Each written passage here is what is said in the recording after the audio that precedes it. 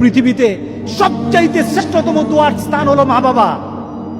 ওই মা বাবা যদি হাত পাতে আরশ পর্যন্ত পৌঁছে যায়, ওই মা বাবা যদি বদদুয়া করে, পৃথিবীর সব তীর সব টার্গেট মিস হতে পারে, কিন্তু মা বাবার বদদুয়া কখনো মিস হয় না, কখনো মিস হয় না। আর সন্তান মা বাবার জন্য যখন দোয়া করে, পৃথিবীর কোনো হুজুর, পৃথিবীর কোনো বুজুর্গ ব্যক্তির দোয়া কবুলের ব্যাপারে সন্দেহ থাকতে পারে, কিন্তু সন্তান যখন মা বাবার জন্য দোয়া করে, এই দোয়া আল্লাহ ফেলে দেয় না। সুবহানাল্লাহ।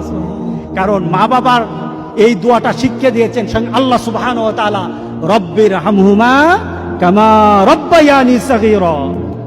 আপনি কবরে থাকবেন, আপনি প্রত্যেক নামাজে আপনার সন্তান দোয়া করবে আপনার জন্য, রব্বির হামহুমা কামা রব্বায়ানি সাগীরা। পড়েন, মা বাবার জন্য দোয়া করেন প্রতি নামাজে, প্রতি নামাজে বলেন মা বাবার জন্য, রব্বির হামহুমা কামা রব্বায়ানি সাগীরা। আপনি দোয়া করেন, দেখবেন আপনার দোয়ার কারণে আপনার সন্তান আপনার জন্য দোয়া করছে।